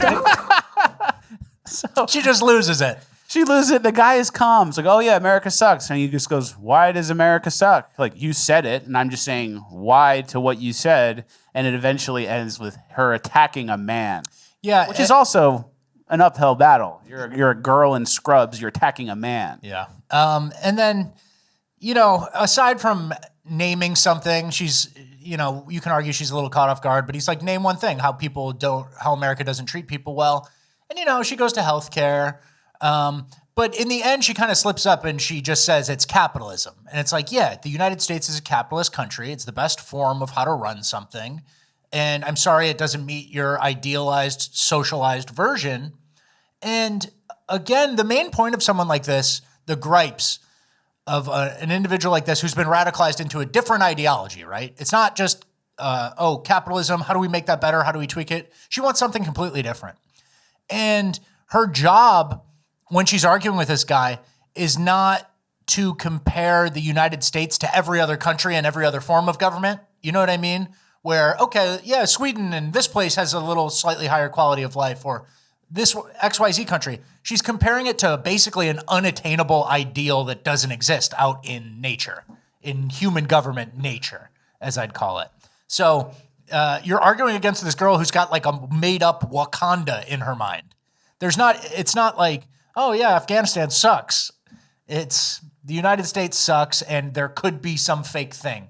Like it's pretty universally agreed upon that the US, and I'd say we're trending in a bad way, but like the best form of government, the best system that we've ever had, right? And reality doesn't necessarily agree with her. Like there's not some other place like, oh, I can point to they're doing it great. That's the true communism, socialism that I'm looking for. And it's worked perfectly. There's no example of that. So she's competing against an ideal, not a place. Yeah, that's a good point. She just needs a masculine boyfriend. I think I agree with you, but I think at a certain point, if you've been too far off and alone on your own, there's no coming back. You're not even open to it. And that's kind of how they trap you too. Like if that girl got a masculine boyfriend, he would kind of steer her straight and make her chill out. Mm-hmm. But because she's on birth control, she's attracted to twinks and like feminine men who aren't going to steer you straight. It's called a death spiral, so you never get out. It's like, oh, you take these pills and now you're attracted to weak men, and then weak men are not going to straighten your politics out. And then now you're like a mad person at the world, when if you didn't take birth control, you could just date a masculine guy and go, oh, I don't even think about anything. I just keep the house nice. Yeah, and then all of a sudden you're in the parking lot of Bonefish Grill attacking a guy with a camera because he kind of likes Trump. It's crazy. Your boyfriend will go, all right, you got him. Let's just go to dinner. And you get in your white Jeep that you finance and pay $579 a month for. You hop in that, and you go home and you mouth kiss your pit bull. You got it. You nailed it. And it's fucking terrible. It sounds exactly like what's going on here. Oh, can't even afford the Bonefish Grill. All right, let's move on. All right, our next section is Democrats struggling. Still in Cringe. We have a bunch of clips here. We might speed round through it a little bit just to kind of show you what everyone's up to. Jake Tapper's been getting called out by the left lately, and he called them out back. Yeah, and this section broadly is like, how do we win men back? We're out of power. Kind of the theme that we've been harping on for the last few episodes. I went on a left-leaning podcast that shall remain nameless, and we were talking about my kids, because I think they were both people without kids. And they asked me about my son, and I said he was, he's a football player, and he wants to be a policeman. And their joke was about my 15-year-old son, oh, how does he feel about minorities? Like the idea that he wants to be a policeman, therefore he's racist, my son. And that was the big laugh. And then I got dragged in the comments and all that stuff. And I thought to myself, this is why you fuckers are losing elections. 100%. Like my football playing son, who has no political views. He's 15. He thinks about World War II and gaming and playing linebacker. That's his world. You call the 15-year-old racist. Jake Tapper. Welcome. Come on. Come a little further, buddy. He might be too far from saving. Come a little further. And then one of the funny parts is he says, my son is non-political. He just likes to play football and likes World War II and wants to be a police officer. And then people on Twitter were like, Jake, I got news for you. Like saying your son is a right-winger. As if you can't just like World War II. You can't just be a boy. You can't just be a young man, right? Yeah. And all these things are inherently political. And then that is why you're losing. This kind of meme. And then it's why there's not going to be any leftist cops. There's not going to be any, it's so funny. They say, fuck the police and I hate the police. And then they can't change it from the inside because fuck the police. I'll never be a cop. You know what I'm saying? And then all the right-wingers with the tattoos and who are into gym culture, they'll be the cops. And then you have no say in how it goes. And they get promoted and up the ranks. But yeah, Jake Tapper kind of, every once in a while, they see something. They see a glimmer of am I on the side of shitty retards? I'm a white man too, and I produce white kids. Yeah, Jake, time to wake up. And they're automatically bad because they're white. And Jake, when your son goes to school, actually, he'll probably afford a nicer school and go to private school, maybe a nice affluent area. But when your kid's coming of age, he's going to be surrounded by the Free Palestine people in college, and he's going to be surrounded by the Sons of Illegals and BLM. And they don't like white people, Jake. You think you're dealing with it now? Wait until the numbers switch. Exactly. So, hey, if you're Jake Tapper's son and you play football and you want to be a cop, you might like this show. Have fun. Yeah. Try out the show. Check the show out. Yeah, I think you're already watching. Yeah. We know you are. All right, let's move on. We'll go quick with Pete Buttigieg. Here's what he says about winning back men. Of course, we should be talking about how, if Speaker Johnson got his way, it wouldn't be possible, not just for gay people to get married, but for straight people to get divorced, let alone birth control or how he would want to regulate porn or whatever most people would have a problem with. But so if Republicans get their way, and it's like they're obsessed with porn and abortion. Porn, abortion, gay people getting married. Thanks, Pete. No one even thinks about that at all, Pete. We're not voting about that. Mm-hmm. No one votes about that. And then here's the next clip on winning young men back. This is from Olivia Juliana, who's a young Gen Z type fat Hispanic woman who somehow is involved in winning the male vote back. The reason why Republican messaging resonates with men is because men want bad things, right? It's like men want to have sex and like own women, right? Like they want to dominate everybody. And Republicans say, you get to do that. And then Democrats can't say that. So we just lost men. It's over, right? Like, what are you talking about? Like a lot of times it will be men that are liberals who will like agree with that shit. I'm like, dude, what is going on? Like there's a lot of men that don't think that way, obviously. And it's just such a negative view to take on like half of the human race. Well, I also think it's just so abundantly clear that the people who say these things don't actually spend time talking to young men. You know this because we know each other in real life, but I spend a lot of time on college campuses. And I spend a lot of time with young men. I love young men. I love frat guys. Don't even continue playing it. No. But this is the brain trust here. They laugh sarcastically at the desires of young men, and they say, I understand young men. I'm the giant fat pig. I understand young men. I can play right guard. Put me in. They want me on the offensive line. They keep telling me, Jake Tapper's son, he's trying to recruit me. But that laugh, like they dismiss it as men want to dominate. And then they're not even getting close to scratching the reason why they've alienated men, right? So again, Pete Buttigieg, they want porn. Jake Tapper, my son can't like World War II or be a cop. Fat pig, what do you think? The brain trust isn't exactly going to work on this issue, so they're not any closer to solving it. You want to play? Let's skip Michelle Obama. Let's go to our last thing here. Speaking of Democrats, obviously the most popular Democrat in recent history has been Barack Obama. Someone tweeted this, still astounds me that the psych...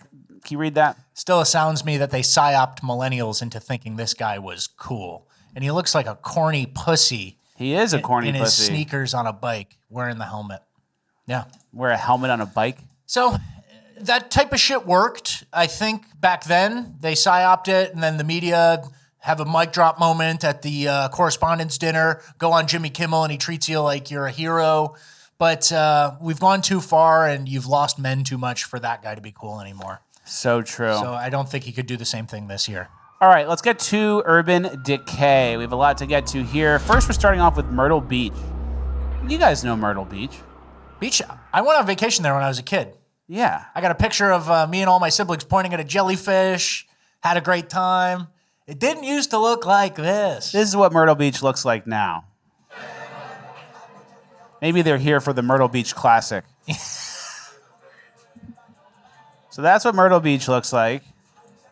And then there's also a boat cruise. Before we show the clip, can you read what happened on the boat cruise? Yeah, this was there was a shooting. A tranquil beach town on the South Carolina coast turned into a scene of chaos and bloodshed on Sunday night when a fight broke out after a private boat hosting a holiday weekend party arrived at a dock in Little River. At least 10 people were shot, with some in critical condition in the 9:30 p.m. incident. No fatalities have been reported so far. According to the authorities, the shooting occurred around a dock where private charter boats leave for cruises. The boat, which had been on a 3-hour cruise ending at 9 p.m., was docked when the incident happened. The detectives are still trying to ascertain exactly where the fight and shooting began. Must have been something important to shoot 10 people. Yeah, and here's the footage of the boat. Here's the boat.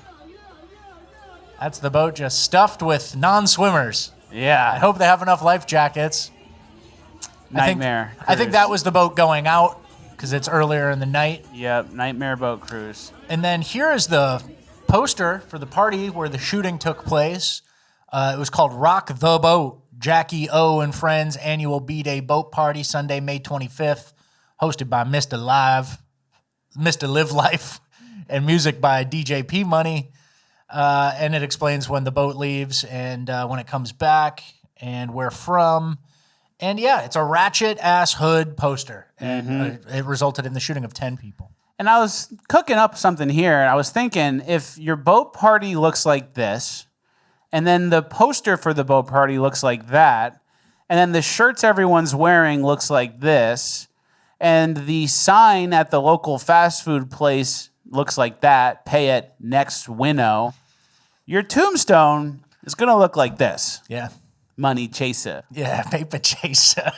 I mean, it's kind of like a bright red snake, poisonous frog. They're signaling danger. If you have the hood poster for that boat tour, I'd stay away. It's like a reverse advertisement. The signs were there. Oh, Mr. Live Life and the Rock the Boat Party? Yeah. No, I'm not going to be able to go to that. Yep. Because of the poster.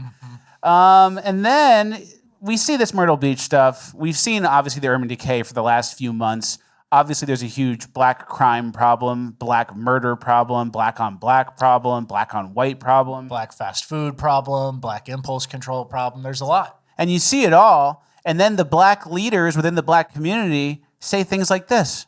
Now, when white kids bully black kids, they're going to have to think twice now, Art. Carmelo Anthony should be honored. Not for taking nobody's life. We don't honor death. We never do that. But for having the courage to stand up to two white bullies who are much bigger than him. Rest in peace to Hunter, who I believe lost his life.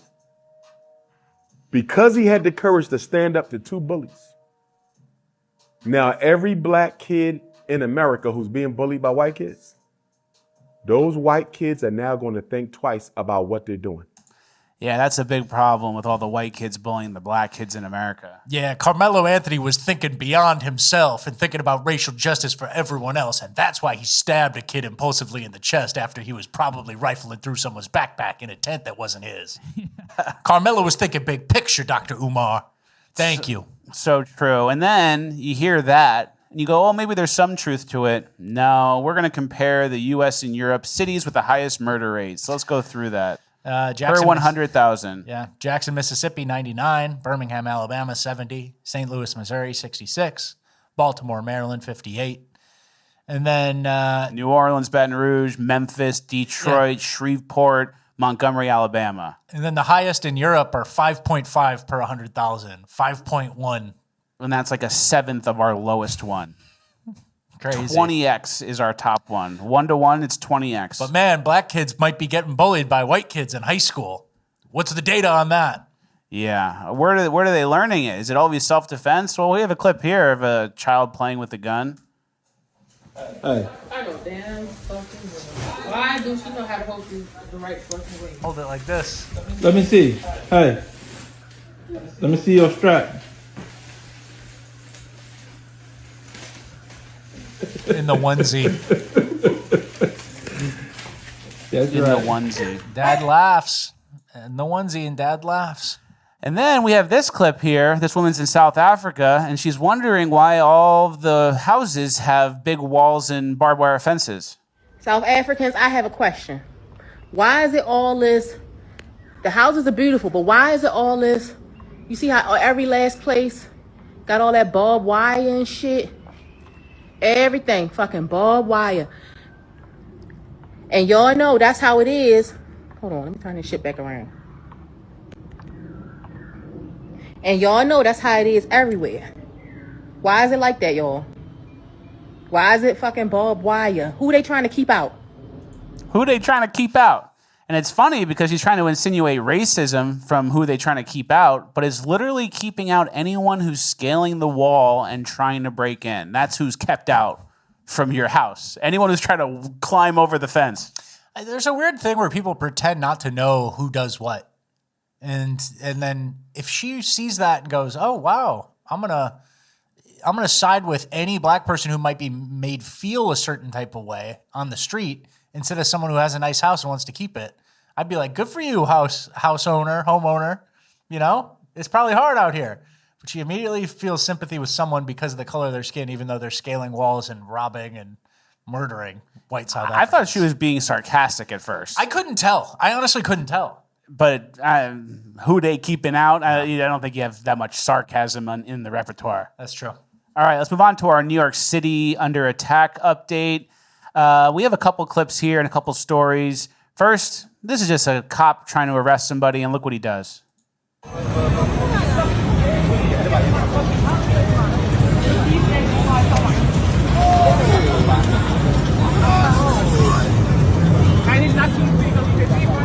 So he punches the cop. He was arrested naked later in the night, and because of bail reform, something that helps keep the city safe, he'll most likely be let go immediately so the city can be safer. Yeah. It's going to help. It improves the city by letting all the criminals go. That makes sense. No bail, and then maybe they'll show up. And then the type of guy who swings on a cop. Yeah. Yeah, that's a smart guy who we need to only keep one night. Exactly. And then that video, we can kind of like scroll through it quick here behind us. There's no white people in that video. Yeah. And I saw this next tweet. It was Times Square, right? It was Times Square in New York City. And I saw this next tweet and I kind of maybe thought it could go together. There's an unspoken battle between the white middle class and government. For decades, the middle class has been running to the suburbs to avoid the crime associated with blacks, while the government has been sending blacks to the suburbs through low-cost housing. And Section 8. Upper middle class whites can afford to run far enough, while the middle class and lower middle class whites and blacks cannot. Very interesting. I agree with that. And then here's another clip of a cop being robbed. Go ahead. We can fast forward a little bit. It doesn't really right there.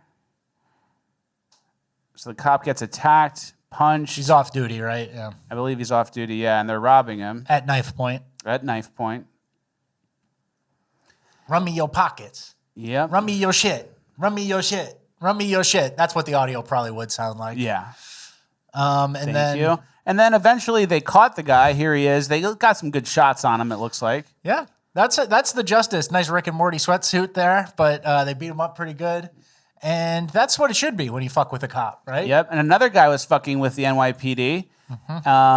And so the alleged it says here, alleged suspect involved in the robbery and brutal assault NYPD officer has been arrested. He attempted to disguise himself wearing a wig.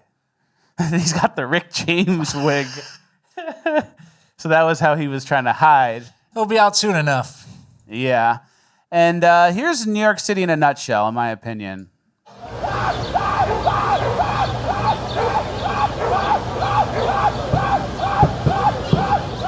All right. The Chinese immigrant. The public park.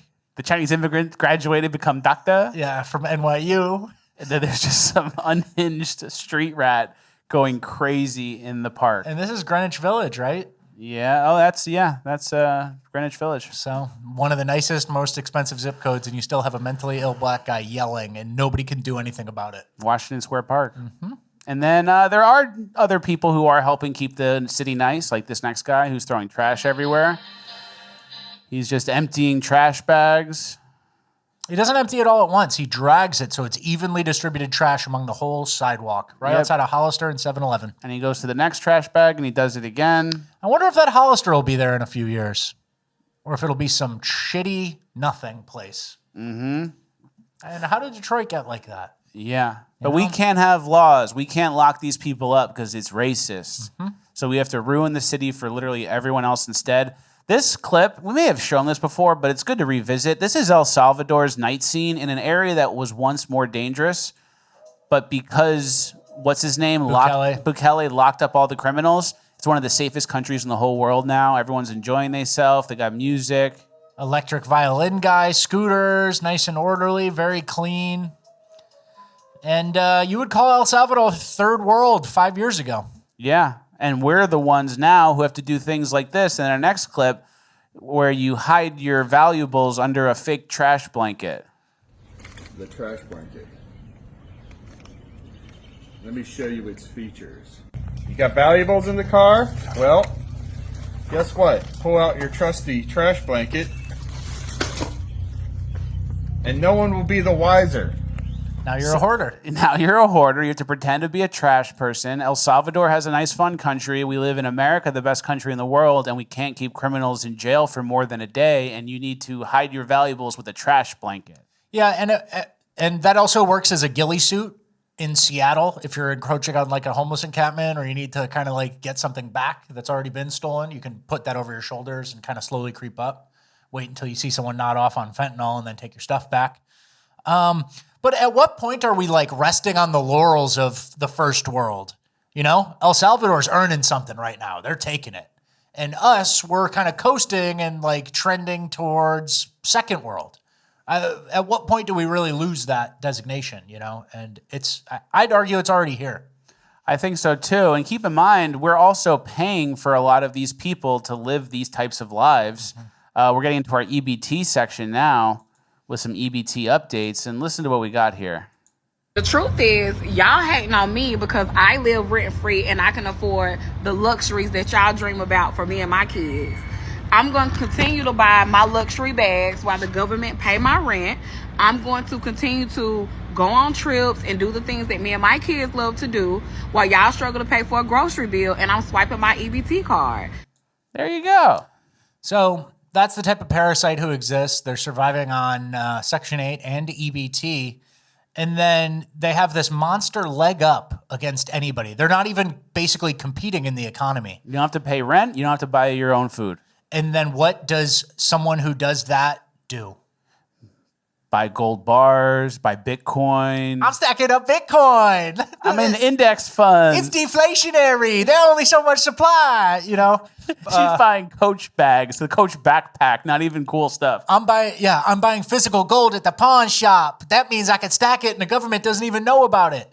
No, she buys trips and price diminishing bags, designer bags. So she'll never get out. She'll always be this. And then it's not our job to sustain her. But that's the type of person who gets on the EBT and Section 8. The type of person who, like, man, isn't that so crazy how much these brands got these people in a headlock? Oh, yeah. You're on Section 8 and EBT. So, like, your house and your food are both capped. You know what I mean? They're both capped at a certain thing where you feel like you're good enough, but then you still have to do a designer handbag. That's how much, like, the marketing level 5 susceptible. They come in different forms. And the designer bags, they really got their hooks into this lady. Mm-hmm. Here's another woman who's making an argument for food stamps to be mandatory for people with children. I feel like food stamps should be mandatory for mothers that have one or more child. Stay with me now. If we are qualified to receive a certain amount of money during tax time, as long as we don't go over that income bracket, we should qualify for food stamps every month for these children. These children. So there's like, thinking of tax credits. Yeah, she's thinking of like keeping more of your own money, but it manifests itself in give me money, government give me money because I had kids. It's a very weird thing that they get backwards. And I'm not even picking on this woman. She has like a couponing account, it looks like. And, everyone's struggling and inflation is high. But there's like a different way where you keep your own money instead of redistribute money with a government middleman with tons of waste and fraud in between. You know, there's just a very weird entitlement thing where we're too far from everything. And now it's give me money, government, my children.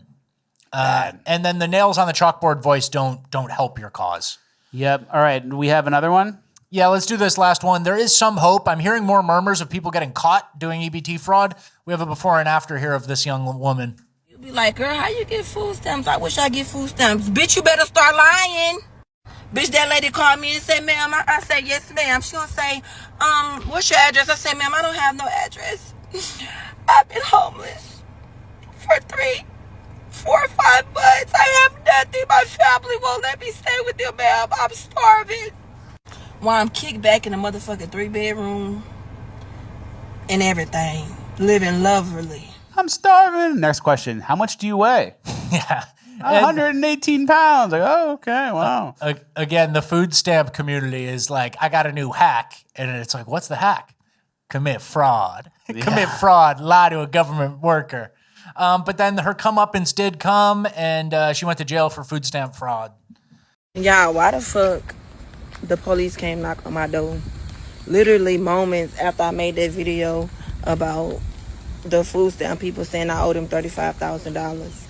They fucking booked me in jail for fucking fraud. I'm currently walking down the street because, bitch, soon as they released me, bitch, I'm waiting on my mama to pull up in my car and pick me up. I didn't make it to a damn neighborhood down the street from the motherfucking... They arrested her for fraud and released her right away. And she owes $35,000 for the fraud. Yeah, so, I mean, we need to do that at a monster scale. That woman who was flexing her designer handbags, like, we really need... That's why I keep talking about the social media enforcement division of EBT, because there's something changed recently, too, where people are talking about gaming it. It's a rite of passage.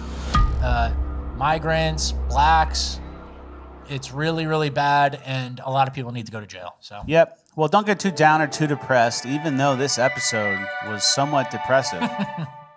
We have uplifting gold. First uplifting gold story.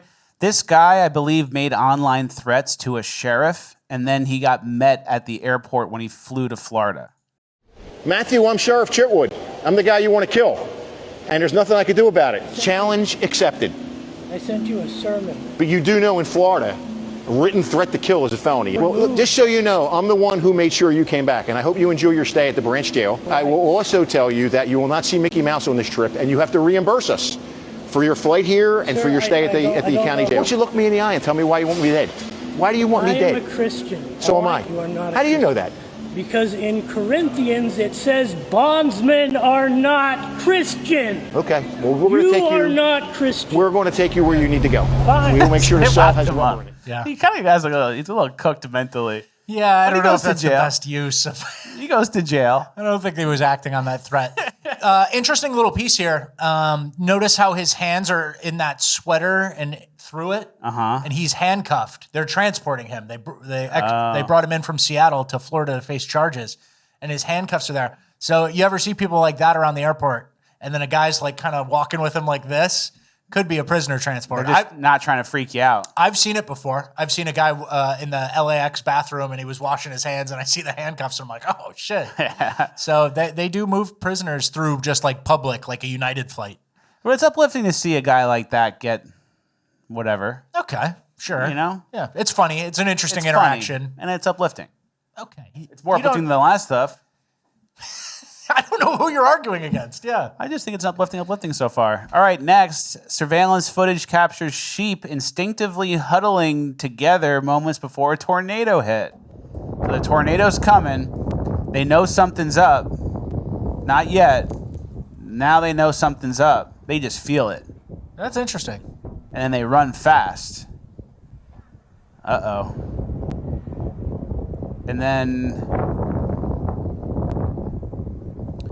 roof comes off because the surface area. But they're all good. Sheep make it. Isn't that kind of cool how they just know how to handle that? Yeah. Animals. You need to be looking for animals for signs during things. Birds start acting weird. I don't know. There's an M. Night Shyamalan movie like that. Yeah, for sure. Where the air kills everybody. Yeah, Mark Wahlberg's in that one, right? Yeah. I didn't like that one. Wasn't my favorite. Okay. All right. Next, this guy fell asleep in the back of his buddy's pickup truck, and he took him through a car wash.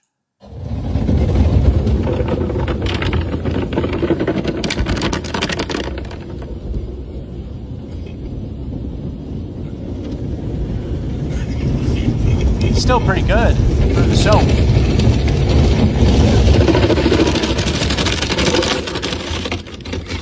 It would be hard to figure out what's going on.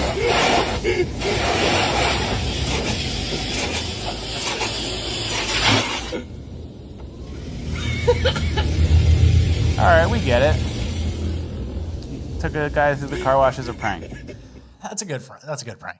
There you go, uplifting. Some of those, I think you can get hurt from some pressure washing, though. Yeah, I don't think a car wash uses that high, but I've heard people like spray their foot, and then something really bad happens. Sometimes they cut stone with high-powered water. Oh, for sure. So you put your finger through it, probably fucks you up, right? Yeah, but that's not a pressure washer. But the pressure washer does something. I can't remember what it was, but it doesn't chop your finger off. Yeah, that's important. That's uplifting. This is all uplifting. Yeah. He sweatily argues, trying to justify I'm not his- even sweating that bad. All right. Next, this guy turned a jet ski into a carriage.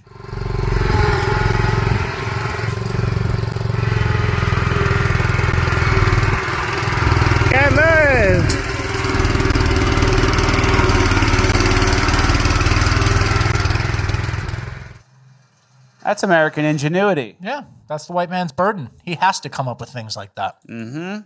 Then next, Camping Steve. I don't know if Camping Steve follows me or if I just saw like an ad or something. I think he follows me, but he might not. No, I like this guy. I've seen a couple of his videos. He likes to do stealth camping, and like he's camped in like the median of a roundabout, like the middle part, like a bushes. He does camping like in places where you're kind of not supposed to. So camper disguised as pallets. That's pretty good. That's smart. That's smart. Yep. All right, next, the King Cobra guy. This is my highly venomous 12-foot long king cobra, Rusty. There we go. Rusty has an infection from some aspergillus fungus that came with his bedding, so that is what we are treating today. Now, it's an injectable medication that I have to give him every 3 days for an entire month, so 10 injections for a whole month. Now, normally this would be extremely difficult if Rusty was a mean animal, but he's actually a very, very chill king cobra, as you can see, even though he is in shed right now. Now, what you want to do is go ahead, gently grab him by the head like this, and then the shot you want to give him in the first 1/3 of the body, and it's intermuscular injection, not intravenous, so it's not really too hard. As long as you get it underneath the scale, make sure he's nice and comfortable. Bada bing, bada boom. Let's get this done. There we go. Underneath the scale. Ready? Make it a good, better grip of him. Ready, right here. Boom, in we go. Last little bit. There we go. All right. Guys fucking injecting snakes out there. That's what some people are up to. Top third of the king cobra. Yeah, that's interesting. You hold him the king cobra like that, and then you inject him with the needle. Does a king cobra know, oh, this is for my better good, and this guy's taking care of me? Or does he forget who you are and go, did I just get poked by something? What is that? I'm a king cobra. I think the second one. That's what I don't get. It's Even like, okay. dogs don't trust you. Yeah. They don't assume you have their higher benefit. Like, you're handling him fine. Okay, you're handling him, and you're risking it. But then you handle him, risk it, and inject him with something and hope that he's still nice after. I don't know. Another snake clip, this next one. You guys are not going to believe where I am sitting right now. I am surrounded by hundreds on hundreds of snakes. They're going underneath me. They're going on top of me. They are to every single side. They're breeding. I have never seen anything like this in my whole life. Right. That's not uplifting. It's gross. Okay. Sure. All right. Our last We're clip. at the end. You're clip. cooking. I'm out of this. It must be nice. The last part of the show, you can kind of just chill. I usually try to do something, but I have nothing to say about snakes. I don't really fuck with snakes. I'm not a snake Snakes guy. aren't even uplifting. I'm not a reptile guy. I like mammals. Didn't you have an iguana as a kid? My brother did. They get mites. I know, and I think he died of it. I think he had that and died of it. Yeah. All right. Next, the last clip of the whole show. This flight was delayed 2 hours, and they let this girl sing. No matter how hard I try, every turn I take, every trail I track, every path I make, every road leads back to the place I know where I cannot go, where I long to be. See the line where the sky meets the sea, it calls. Isn't that nice? That might be my last straw. It's If I'm sitting on insane. the tarmac too, that's like terrorism. It's like putting your kid through that. Like, oh, it's a character building thing. It's like, yeah, I guess it is. I like it. It's good. I but- like it.